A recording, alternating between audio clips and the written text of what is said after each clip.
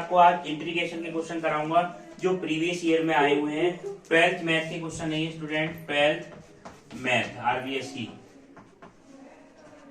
जैसे पहला क्वेश्चन है इंटीग्रेशन का। इंटीग्रेशन में 1 माइनस एक्स अंडरूट के अंदर एक्स डीएक्स एक नंबर में आया 2012 में। ठीक है, सन बाई चलेंगे। पहला क्वेश्चन ये है 1 माइनस एक्स अंडरूट के अंदर एक्स डीएक्स। अब अंडरूट एक्स की मल्टीप्लाई आप क्या करेंगे, 1 से भी करेंगे और एक्स से भी करेंगे। तो ये वैल्यू आपकी क्या जाएगी स्टूडेंट, इंटीग्रेशन में अंडरूट के अंदर एक्स और डीएक्स माइनस एक्स अंडरूट के अंदर एक्स डीएक्स। इस अंडरूट एक्स की वैल्यू कितनी होगी, एक्स की पावर 1/2 डीएक्स माइनस एक्स की पावर 1 तो ये है, हाफ ये है, कितनी हो जाएगी 3/2 और डीएक्स। ठीक है, अब एक्स की पावर n का फार्मूला क्या होता है इंटीग्रेशन में, एक्स की पावर n dx का फार्मूला क्या होता है, एक्स की पावर n+1/n+1 और प्लस c। अब इसमें लगा दो आप फार्मूला, क्या हो जाएगा एक्स की पावर n+1 1/2 प्लस 1 करेंगे तो कितना होगा, एक्स की पावर 3/2 माइनस एक्स की पावर 5/2 और प्लस c। अब c को आप एक ही बार ऐड करना है, ये नहीं आप दो इंटीग्रेशन में दो c ऐड करें, एक ही बार इंटीग्रेशन ऐड करना है। तो ये आपका फाइनल आंसर आएगा 2/3 एक्स की पावर 3/2 माइनस 2/5 एक्स की पावर कितना आ गया 5/2 और प्लस c। ये आपका क्या हो गया आंसर। ठीक है स्टूडेंट, 2012 में आया। अब नेक्स्ट क्वेश्चन देखें, सेकंड क्वेश्चन। इंटीग्रेशन में dx अपॉन अंडरूट के अंदर 7 minus 6x minus x square, 6x minus x square. ये भी 2012 में आया है, बोर्ड में आया वो क्वेश्चन। ठीक है, अब इसका इंटीग्रेशन करना। अब इसके इंटीग्रेशन करने के लिए आप एक बात का ध्यान दें, जो भी एक्स स्क्वायर है, जो भी एक्स स्क्वायर उसका कोफिशिएंट को आपको प्लस का 1 बनाना है। ये -1 है, इसको +1 बनाने के लिए क्या कॉमन लेना पड़ेगा, माइनस कॉमन लेना पड़ेगा। तो माइनस कॉमन लेंगे तो क्या आएगा स्टूडेंट, माइनस कॉमन लेने के बाद इंटीग्रेशन में dx और माइनस अंडरूट के अंदर ही कॉमन लेना है आपको, माइनस अंडरूट के अंदर ही कॉमन लेना है। तो ये वैल्यू कितनी होगी, माइनस एक्स का स्क्वायर पॉजिटिव हो जाएगा और प्लस का 6x और माइनस 7, ये वैल्यू 6x माइनस 7। ठीक है, अब देखो इंटीग्रेशन में dx अपॉन अंडरूट के अंदर माइनस एक्स, एक्स का जो भी कोफिशिएंट है 3 है, एक्स का कोफिशिएंट कितना है 6 का हाफ कर दो कितना हो गया 3 का स्क्वायर करेंगे कितना होगा 9 को ऐड कर दो इस इक्वेशन में, 9 को क्या कर दो सब्ट्रैक्ट कर दो। तो क्या इक्वेशन हो जाएगी, एक्स स्क्वायर प्लस की 6x प्लस की 9 माइनस 7 माइनस 9, ये हो गया। अब यहां से यहां तक की वैल्यू कितनी होगी student, x square plus 6x plus 9 x plus 3 का होल स्क्वायर। तो इंटीग्रेशन में dx अपॉन अंडरूट के अंदर ये माइनस ऐसे लगा रहे हैं, एक्स प्लस 3 का होल स्क्वायर माइनस कितना होगा 16। अब माइनस वैल्यू इधर जाएगी तो कैसे हो जाएगी प्लस, dx अपॉन अंडरूट के अंदर minus minus plus 16 minus x plus 3 का होल स्क्वायर। आप 16 को कैसे लिख सकते हैं स्टूडेंट, 16 को ऐसे लिख सकते हैं dx अपॉन अंडरूट के अंदर 16 को 4 का स्क्वायर, 4 स्क्वायर माइनस 4 का स्क्वायर और माइनस x माइनस 3 का होल स्क्वायर। अब इंटीग्रेशन में dx upon a square minus x square की वैल्यू कितनी होती है, a square minus x square sine inverse x upon a और plus C, sine inverse a upon a x plus C. अब x की value कितनी है यहाँ पे, x माइनस 3, ए की जगह वैल्यू कितनी है 4। इसका फाइनल आंसर क्या आएगा, sign inverse x minus 3 upon 4 और प्लस सी, ये आपका क्या आ जाएगा फाइनल। ठीक है स्टूडेंट, अब देखिए आप रोक दो।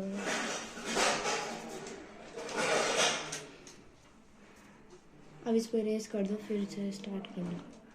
चल रही, रुक गई। थर्ड क्वेश्चन आपका ये भी 2012 में आया है स्टूडेंट। इंटीग्रेशन में 0 से π/2, 0 से π/2 sine x upon 1 plus cos square x, 1 plus cos square x dx। ये क्वेश्चन है 2012 में आया है। अब देखो इसका इंटीग्रेशन करने के लिए आपको लेट करना पड़ेगा।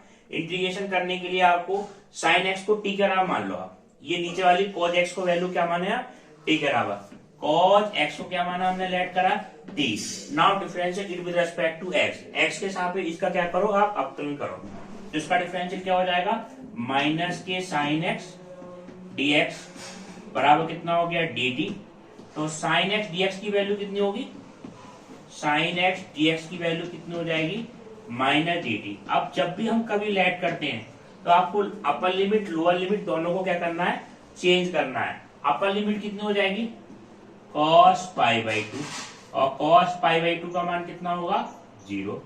लोअर लिमिट cos 0, cos 0 की वैल्यू 1, इसका मान आ जाएगा 1 से लेके 0 तक। साइन एक्स dx का मान माइनस dt बटे 1 प्लस टी स्क्वायर।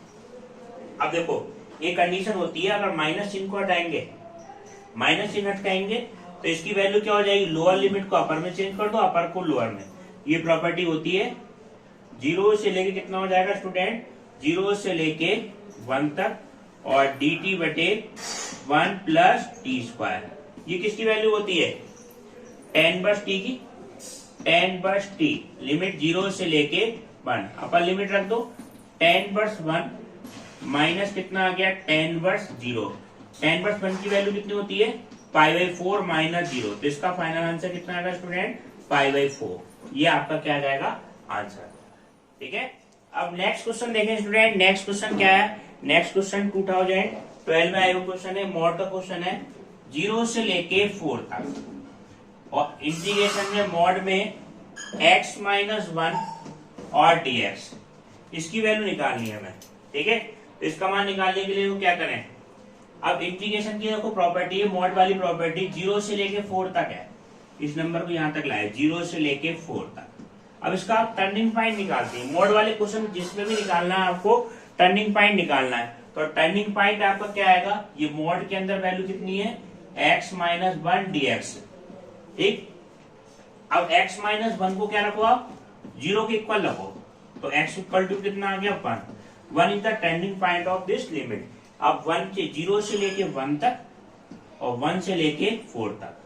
अब 0 से 1 तक इस रीजन में इस मॉड की वैल्यू, ये वैल्यू कैसी रहेगी आपकी, नेगेटिव रहेगी। कैसे, x1 से वैल्यू आप कोई भी छोटी रखेंगे तो मॉड के अंदर कैसी वैल्यू आएगी, नेगेटिव। जैसे 1/2 रख के देखें तो 1/2 माइनस 1, माइनस में 1/2 हो जाएगा मॉड के अंदर। तो मॉड की वैल्यू क्या रहेगी इस रीजन में, नेगेटिव। 1 से वैल्यू कुछ भी बड़ी रख के देखें आप, 2 रख ले, 3 रख ले, 2 माइनस 1, मॉड के अंदर वैल्यू पॉजिटिव। तो इस रीजन में मॉड की वैल्यू कैसी रहेगी, पॉजिटिव रहेगी। तो इसको लिमिट को कैसे बेर करेंगे आप, 0 से लेके 1 तक, 0 से 1 तक, मॉड में x माइनस 1 dx प्लस 1 से लेके 4 तक, मॉड में x माइनस 1 और dx, ठीक, x माइनस 1 और dx, ठीक है। आप देखो आप स्टूडेंट, इसकी वैल्यू मॉड में x माइनस 1, x माइनस 1 की वैल्यू कितनी होगी, मॉड में x माइनस 1, x की वैल्यू 0 से लेके 1 तक, तो मॉड वैल्यू जो हटाएंगे तो इसकी वैल्यू कैसे लगाएंगे, नेगेटिव लगाएंगे। तो नेगेटिव क्या हो जाएगा स्टूडेंट, माइनस 0 से लेके 1 तक x माइनस 1 और dx, और प्लस 1 से लेके 4 तक x माइनस 1 और dx। ये मॉड कैसा है, पॉजिटिव। अब x का इंटीग्रेशन क्या होता है, x²/2, तो माइनस ये क्या वैल्यू होगी, x²/2 माइनस x 0 से लेके 1 तक, प्लस ये वैल्यू कितनी आ गई, x²/2 माइनस x 1 से लेके 4 तक। अब इसके इंटीग्रेशन को आपको सोल्व करना है। इसके इंटीग्रेशन सोल्व करने में एक्स की वैल्यू पहले अपर लिमिट रख दो, जितने भी एक्स की वैल्यू उसकी जगह प्लेस पे क्या रखना है आपको, 1 रखना है। तो ये आज का फाइनल आंसर क्या आएगा, माइनस तो ऐसे गया 1/2 माइनस 1, 1/2 माइनस 1 लोअर लिमिट, ये कितना आ जाएगा 0 माइनस 0 ब्रैकेट 1 प्लस 4 का स्क्वायर कितना आ जाएगा 16/2 माइनस कितना आ जाएगा 4 और लोअर लिमिट रखने पे 1/2 माइनस 1, 1/2 माइनस 1 कितना हो गया वैल्यू स्टूडेंट, माइनस का 1/2, माइनस 1/2 माइनस पहले से तो कितना होगा प्लस का 1/2 प्लस ये कितना आ जाएगा 8 माइनस 4 कितना होगा 4 और माइनस 1/2 माइनस 1/2 माइनस पहले से तो प्लस का 1/2 कितना हो गया 1 प्लस 4 कितना आ गया इसका 5 इसका आपका आंसर, ठीक है। इस इंटीग्रेशन का आंसर 5। इसको हम डायरेक्ट भी निकाल सकते हैं, इसकी एक शॉर्ट ट्रिक बताते हैं आपको, मगर एग्जाम में आएगा तो इसी प्रॉपर्टी का आपको यूज करके करना है। आप आंसर चेक कर सकते हैं, कहीं ऐसे ऑप्शन में आ जाए क्वेश्चन ये, तो उसके लिए आपको ट्रिक बताते हैं जिससे आपका आंसर इसका देखते ही लगा सकते हैं। वो ट्रिक क्या है स्टूडेंट,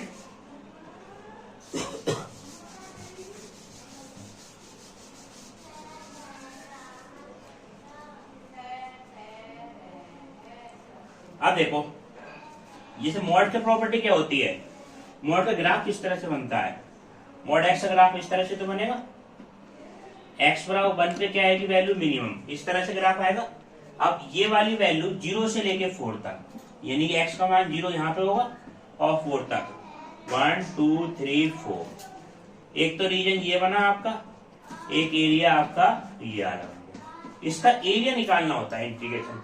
तो इसका एरिया निकालने यहाँ से यहाँ तक की कितनी डिस्टेंस है 3 और ये डिस्टेंस भी कितनी हो जाएगी स्टूडेंट 3, तो इसका एरिया कितना होगा 1/2 बेस मल्टीप्लाई बाई हाइट, कितना होगा 9/2 और इसका एरिया कितना होगा 1 × 1, 1/2 बेस मल्टीप्लाई बाई हाइट, तो इसका एरिया कितना होगा 1/2, 1/2 प्लस 9/2, टोटल एरिया कितना होगा 1/2 प्लस 9/2 कितना होगा 10/2 इक्वल टू कितना आ गया 5 यूनिट, 5 आपका आंसर आ गया। इससे भी डायरेक्ट कितना आया देखो 5, इससे आप शॉर्ट ट्रिक से कर सकती है, मगर ये आपको कब करना है जब कहीं कंपटीशन में आ जाए या इसका ऑप्शन में कहीं आ जाए, आंसर देखना है या आंसर चेक करना तब करना है, ठीक है स्टूडेंट। आपको नेक्स्ट क्लास आपको अगले पार्ट में कराएंगे, 2012 के आपके कंप्लीट क्वेश्चन हो गए। Thank you.